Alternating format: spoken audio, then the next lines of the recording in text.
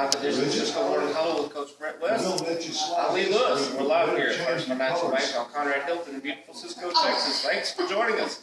If you're close by, be sure to stop in. They've got some muffins here this morning. You got to stop in and get that with some coffee. I know that the folks here would be glad to see you. Be sure to say hello to them and thank them for sponsoring the weekly edition of the Cisco Morning Huddle. This past Friday night, Cisco Lobos traveled down to Cooper Field to take on the Hamilton Bulldogs in a key district contest. They came away with a 62-34 win to keep their season in district record unblemished.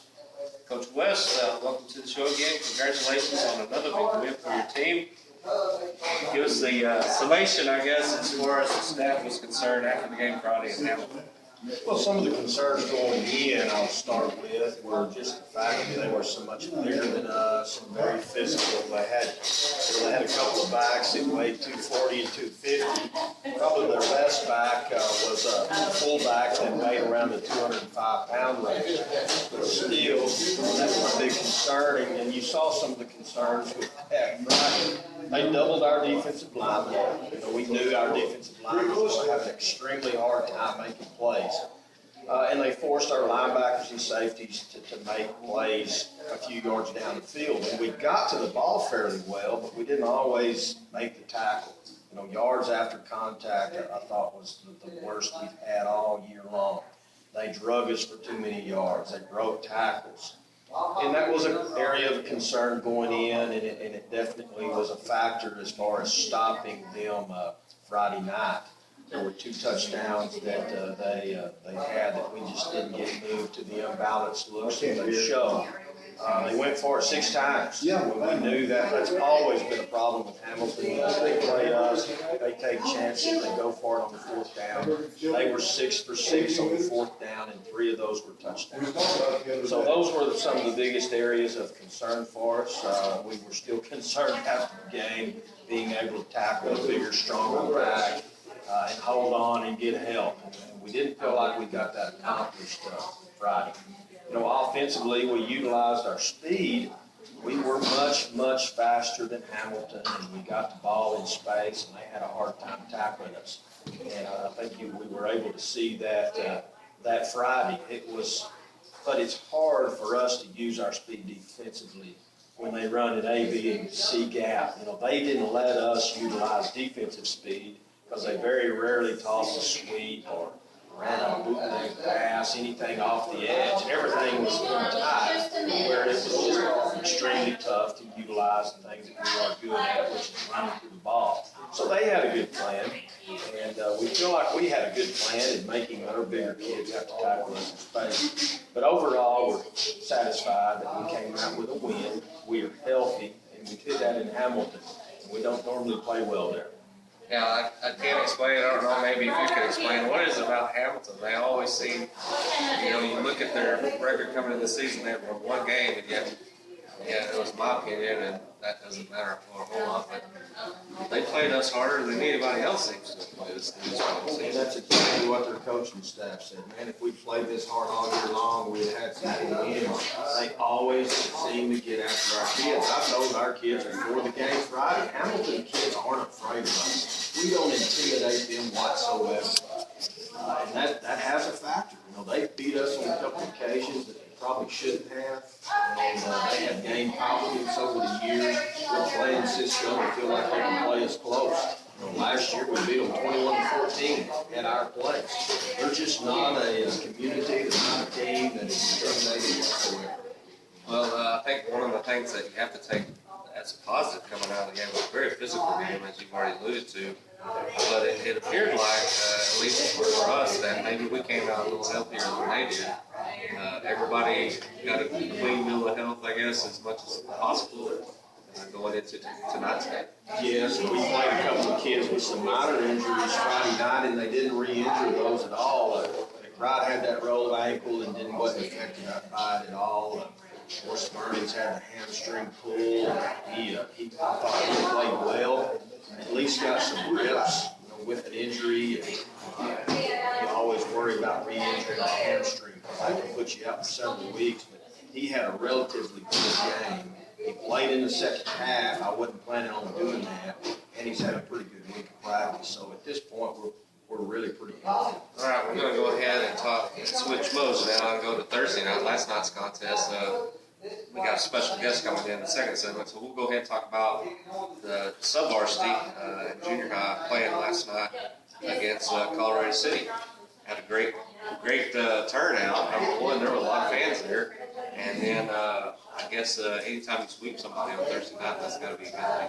Certainly. We were a little worried about the seventh grade game. They were very proud about their seventh grade. They'd only lost one game coming in. They were undefeated in district at the seventh grade level. They put 50 points on Hamilton the week before as they played it at our place. So I had one of my coaches stay behind and watch that. Their seventh grade was dangerous. They had some speed. And of course, we're not fast at the seventh grade level. But we can pound it out and go get our 4 yards here and there. We've got some pretty good size linemen, a good size tailback. And we actually held the ball the entire first quarter. They never had a possession. We scored with a few minutes into the second quarter. And that's one way we were able to defeat a team that was really much faster than us. We limited their offensive possessions. Got a big win, 14-12, and that was a great win for that seventh grade. The eighth grade had a 42-0 victory, got them a shutout, defensive shutout. They played extremely well. I thought we were a lot faster at that level than Colorado City. Then the JV had a dominant defensive plan. They ran to the ball well. Colorado City had very few first downs at that JV level. Pretty impressive, I thought, by our defense. Now, offensively, we struggled just with turnovers, putting the ball on the ground. Everything we read seemed to land on the ground. We fumbled a punt. We just struggled, I felt like, offensively. I felt like we were quite a bit better than they were, but we weren't able to see that until the second half when we kind of cleaned that up. Overall, though, a great night for the Lobos. They come away with 3 wins. And you can help me on this. Maybe JV and 7th grade look like they got a great shot for the district championship going into last week. And I think the 8th grade maybe needs somebody to beat Coleman. Is that right? That's right. The 8th grade needs someone to defeat Coleman, and we'll check up on that later next week to see, if anybody had snuck up on them. But we need to take care of business next week against Ballinger, and I feel like our 7th grade has a great opportunity to win that game and be district champs. Our JV's got to keep things going. I felt like we struggled a little last night. I didn't think we got better last night. But in order for them to stay undefeated, we'll have to have a great week of practice. All right, there you have it. First segment, First Financial Bank of the Cisco Morning Huddle is in the books. And coming up after the break, we have a special interview with the quarterback for your Cisco Lobos this year, Mr. Colton Kent. Be sure to stay tuned for that. We will be back live here at First Financial Bank in 2 minutes on KATF Radio. First Financial Bank in Cisco. Welcome in, Mr. Colton Kent. Thanks for being here this morning. What class are you out of? I'm out of English. College English. So not too big a deal, I guess. Thanks for joining us this morning. Talk to us a little bit about this transition that you made. You've been on the varsity. This is your 3rd year to start. A lot of time at wide receiver, started on defense, kind of moved around depending on where they need you. But now you're filling the role of quarterback, and that is a huge responsibility. How's that going for you as far as you're concerned? I guess it's going good. I got a lot of experience from Colton Gale as a sophomore and a junior, and he taught me a lot. And I worked real hard this summer trying to get better at throwing and better at reading, and worked out in the weight room and just tried to get better. So I guess it's going well. I would suspect so. You're over 1,000 yards rushing. You're over 1,000 yards passing, which is kind of rare in the regular season for a Lobo quarterback to be both. And then you've got, rushing, you got 15 touchdowns or 14, and then 15 or 14 the other way. So it's been a great season as far as operating. What's it like to be behind that line and to have those backs and receivers that you have every week? Well, it's great. The line does well every week. They know what they're doing. But you can always trust the receivers to catch the ball. And the backs take a lot of pressure off. You can always get them to get the 3 yards. They're very dependable, and the receivers are very dependable. And I always trust the line to protect. So I never have to look over my shoulder. I can always look down the field. It helps a lot. You have a great completion percentage right now, somewhere close to 80% on the season. Those games that you've had, there haven't been a whole lot of them where you throw it, you have an incompletion. What's going through your mind? Or do you get so wrapped up in it that you missed it that it bothers you, or do you just kind of move on to the next thing? I mean, it bothers me, but it's not. It's, you just got to move on. I'm not about numbers, so if I have an incompletion, I have an incompletion. But I mean, a lot of times the receivers save me. They'll make me have a catch. They help those numbers a lot too. You guys coming into this year, the group that you're in, the senior class, as far as leadership, did you guys sit down before the season, talk about the season, kind of what your goals or hopes or aspirations were? Well, I mean, since we were sophomores, we've always wanted to win it. And I guess we all know that we want to do it. I think we have a great group of seniors and a good group of leaders in there. We're trying to get to that goal. Your importance being the guy on offense that triggers everything, you're not getting as much playing time on defense. The competitive side of you, is that something that you have to battle? Because I know you want to be out there. I know you want to be helping the team as much as you can. How does that affect you, Colton Kid, standing on the sideline while those guys are out on defense? Well, I guess it bothers me, but I know the position that I'm in and what I have to do. And we've got great safeties, so I don't have to play because they're doing their job, and I know what my job is. So I mean, I guess I realize I don't have to do it, and that if they need me, they put me in there. I'm just doing what I'm told. You've had the opportunity to play at Cowboy Stadium. I know you guys want to get back there. Time goes by fast. You guys were there, it's 2 years ago, and now you're one game away from having the regular season of your senior year over with. Does it come faster than you thought it would? Oh, it comes a lot faster, Being a sophomore, I didn't think this would come, and it just kind of sneaks up on you, The season goes by quick in the playoffs, you lose one game and you're out, so it can go quick. Yeah. Looking forward to the playoffs. I know that you guys, Coach West and staff, I know they preach to you every week with one game at a time, and you're focused on one game at a time. But it's got to be pretty exciting for everybody to think maybe in their mind about maybe what's going to happen in the next few weeks when the playoffs get here. Yeah, of course we think about that, but we try to take one game at a time. We're just trying to beat Colorado City this week. We're not thinking about bounds or the playoffs or anything. Can you compare, just from your perspective, and it's not a deal that anybody's asking you to say who's better or not, but the team that you were on as a sophomore compared to this team, do you notice any differences, or is it pretty much the same? A lot of the same as the leadership. I mean, that 11 team had a lot of leaders on it. I think this team has a lot of leaders, a lot of people that can look to get that first down or get the big tackle. I think in that way, we're a lot the same. And I guess I don't know any really differences. It's kind of fun getting to watch you guys. A lot of you played Pee Wee football, started over in Eastland with their program, and then it came over here. To get to watch you come all the way through is pretty special. Your mom and dad, have grown up here, spent pretty much their whole life here, except for maybe when they were off in college. Gotta have a lot of pride, especially in your family, to be able to continue the success for Cisco. Give everybody an idea. What's it like with the Kent family, typical week, especially on a Friday game day? I guess everyone's nervous. They're asking what they're like, asking how Colorado City's going to be the next opponent. And I guess they're nervous. My dad, before the game, won't even eat because he's nervous. But it's it's normal. It's not anything different. Well, what do you take away from all this? Let's say, just throwing this out there. Let's say we don't make it to the state championship, or we get there and we can't finish it again. What do you take away from this program, everything you learned from the coaches, the friendships that you've developed through other guys on the team? What is it that you take from being a Cisco local? Well, the friendship, as you said, it's a big thing because you spend so much time with these guys and grow. You've grown up with them. You go through all the trials and all that and the workouts, and it makes you really grow close together. So you take the friendship with all the seniors and juniors and sophomores, and then we don't make it back.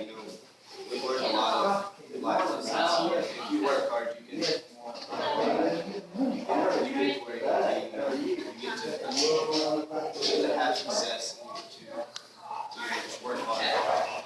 It's been a great experience. I know one of the last questions I'd like to ask you is, you have a large financial support from the community. Every Friday night when you guys, if you're in town or you're traveling somewhere, a lot of folks are going to be there. A lot of folks rooting you on. If you could say anything to the community as far as their support, what would it be that you'd like to say to them? Thank you.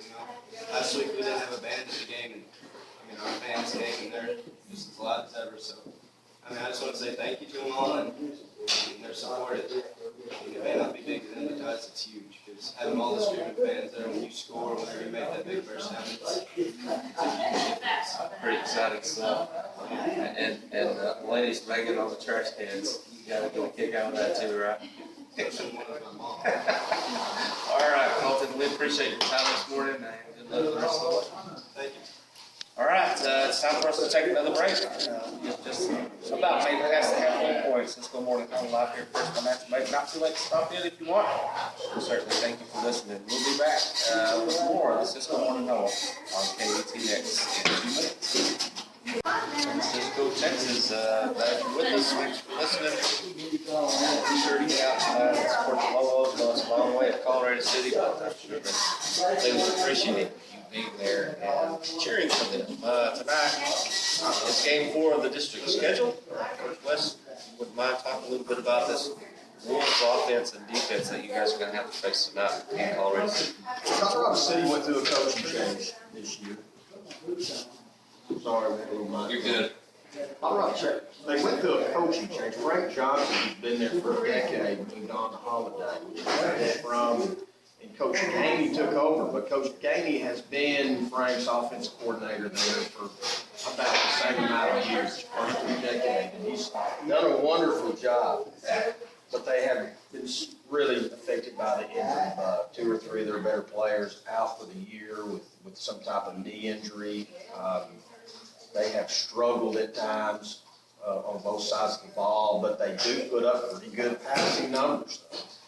And I think the big adjustment that we have is going from Hamilton to C-City. We see a slot T and wishbone team that threw the ball about 3 total times a game to a Colorado City team that will spread you out, very similar to a Stanford team, making time in space, run some reads from the gun position, and then a defense that runs a split 6 rather than a 3-4. And we have seen that defense a few times this year, but it's still not a defense that we commonly see. So the adjustment from Hamilton to C-City is probably our biggest concern, and again, playing on the road on a 2-hour bus trip to C-City. All right, can you verify you guys clinch a district championship, or at least a share of it, if you win? If we win one of the next 2 games. All right. So that leads to the next question. One of the challenges that you guys are no doubt having to face already, I think you've already talked about a little bit, with the addition of the 4 playoff team, is scheduling games for the playoffs, especially in the first round, which has the maximum amount of teams that will be in the bracket. How's the scheduling issue going for you guys right now? Well, scheduling is almost always a problem, trying to find a site. Folks come up to me and say, well, Coach, how come we don't play here in Abilene or this location? And there's a whole lot more to it. I'd love to go play in Abilene, but the other folks have to agree to that. And the Abilene teams tend to flip home and home. So you're waiting last minute on a field at times that may never even happen. You may not even have that option in your back pocket. So scheduling can be an issue. We would love to play in the future this 5-district game in Colorado City or a Sweetwater. We obviously want to try to find turf, but that's hard to get accomplished, at least at this point. We're looking at playing a Reagan County, a Stanton, or a Kahoma. We won't know for sure until the very last week. So getting all those folks to agree to a site is going to be difficult, and we just hope we can find a field come Friday night. Get your name in the hat. That's exactly right. And you can get your name on the list. But those folks that are running those stadiums, they want you to confirm that. Sure. Can you tell me for sure we're playing, in Sweetwater and such night? They're not going to put you down. They'll put you down in pencil and they'll erase you real quick if they can find someone else that can confirm. Well, I guess, it's no different for anyone else. Everybody else is having the same struggles that you guys are having. And you're right, Lee, and it can be a pain, and it's definitely a distraction for me. I guess, real quickly, last thought maybe before we close this thing up. Holly and Coleman tonight. It's the game of the week. I think Evan said in his article that he's never been to Holly for a game of the week. So how do you see that going? I know there's got to be a lot of excitement over at Holly right now. Well, Holly is playing with some confidence, and they do have the fullback had been out the bulk of the year there in preseason, and they really struggle if they don't have him. They've got Fernandez back playing some quarterback. He's also played some running back. And those two kids are getting it done offensively. They did not have those kids there in some early games. And it has really brought some confidence, I believe, to Holly's program. And what Holly does best is, I think, their secondary. Their secondary is very athletic. I really feel like Holly will have a chance tonight in Holly, Texas. But Coleman still brings some speed to that environment. I feel like Coleman's going to win an extremely tight game. I think Evan has truly this time picked a pretty good good game of the week in Holly, Texas. Last question, really quickly. If Hamilton plays the way Hamilton played last Friday night, can they be the second place team in this? Yeah, I think so. I do. They're going to have to play better defensively. But they can definitely move the ball and do some things great on offense, but they've got to fix some things defensively, and some of those things may be impossible to fix because of the speed factor. All right, there you have it. Coach West, good luck tonight. Appreciate your time once again.